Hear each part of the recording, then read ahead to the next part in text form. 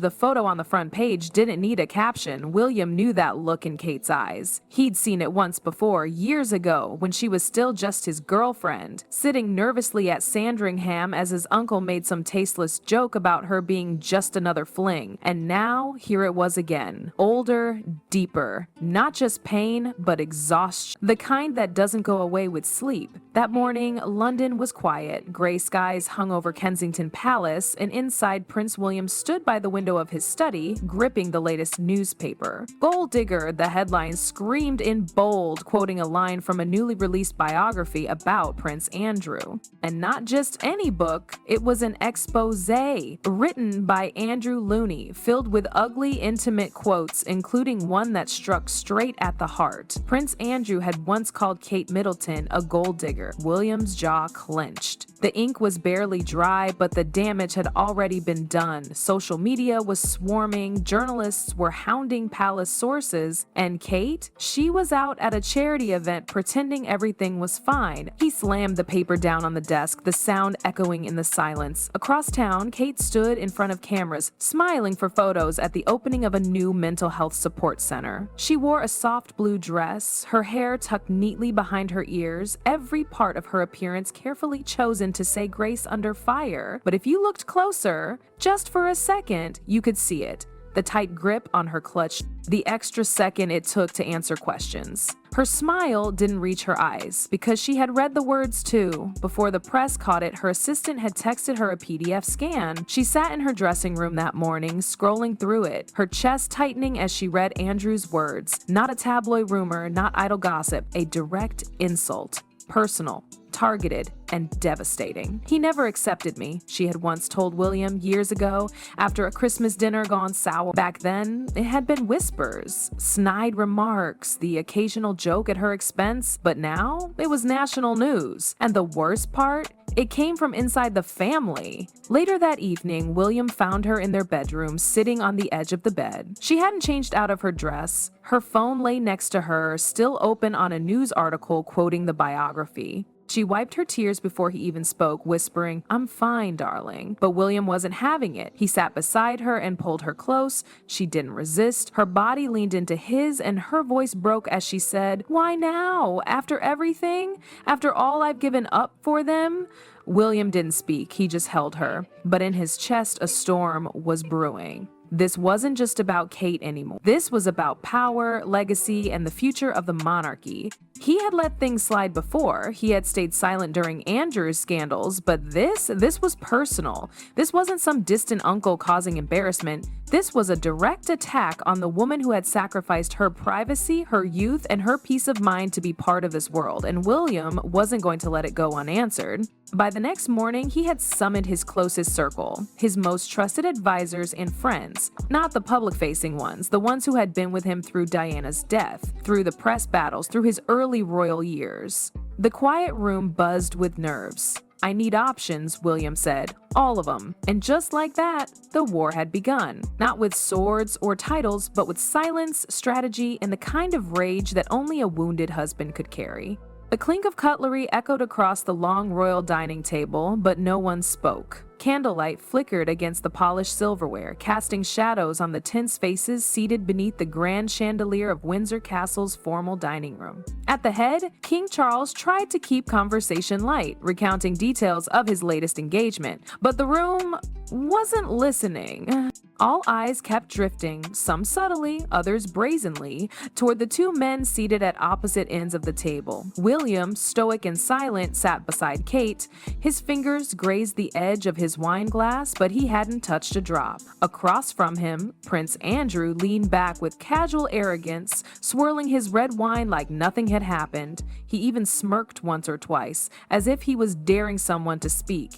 Kate looked stunning, as always, hair perfectly curled, a muted green dress that complemented her grace, but her smile was mechanical. She exchanged polite words with Camilla, nodding at stories about royal gardens and charity functions, but her mind was elsewhere. Her eyes flicked once, involuntarily, toward Andrew. He didn't return the glance. William noticed. He noticed everything. Her discomfort.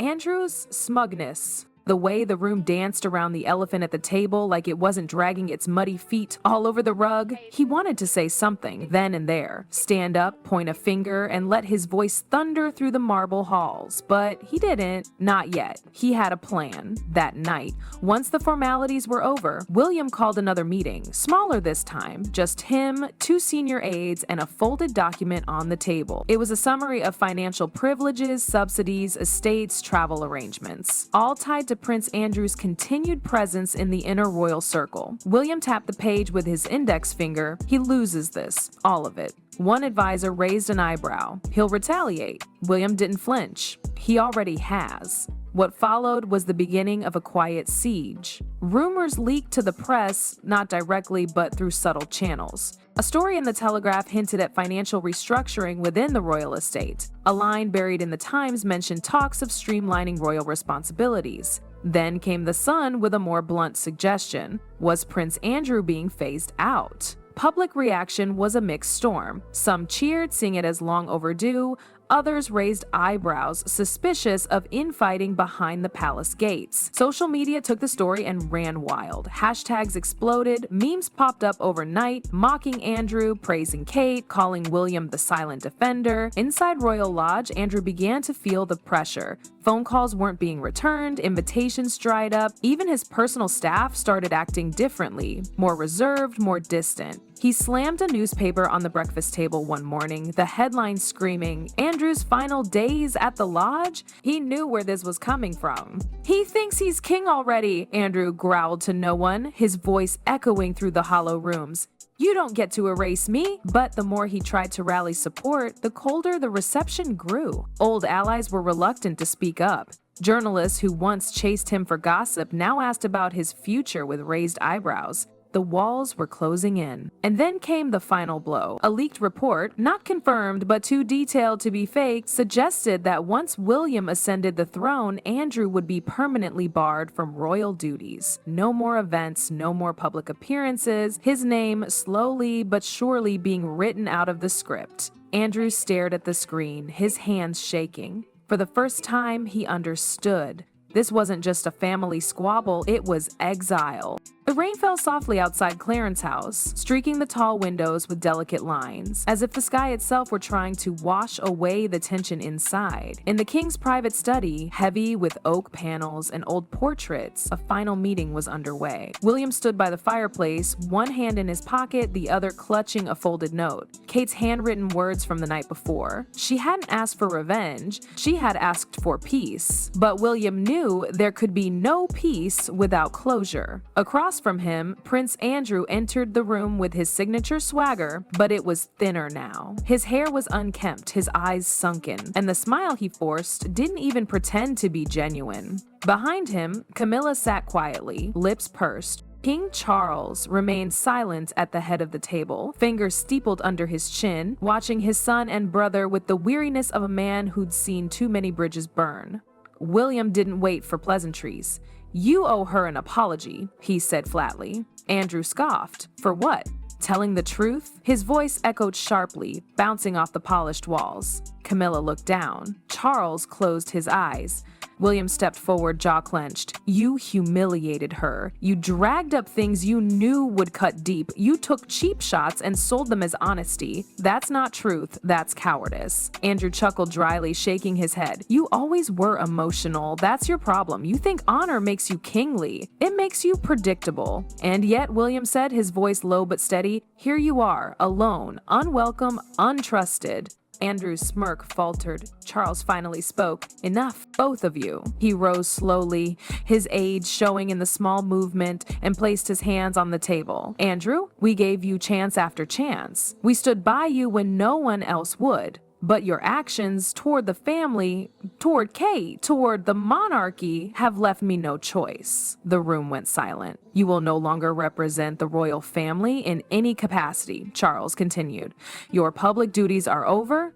Your privileges will be reduced. Your properties will be reviewed." Andrew's face froze. He opened his mouth to speak but couldn't find the words. Only a thin, bitter laugh escaped. "You're serious?" "I'm the king," Charles said quietly. "I don't have the luxury of not being serious." William didn't gloat. There was no victory in this, just a final, necessary act. Later that week, the palace released an official statement. Prince Andrew would no longer carry out public engagements on behalf of the royal family. No mention of the biography, no mention of Kate, just a clean, surgical break. Cold, but effective. The public response was swift. Support for Kate soared. Newspapers called it a reset, a reckoning. Social media flooded with images of Kate smiling again, this time genuinely, during a UN conference in New York. Dressed in white, standing beside William, she addressed the crowd with her usual poise.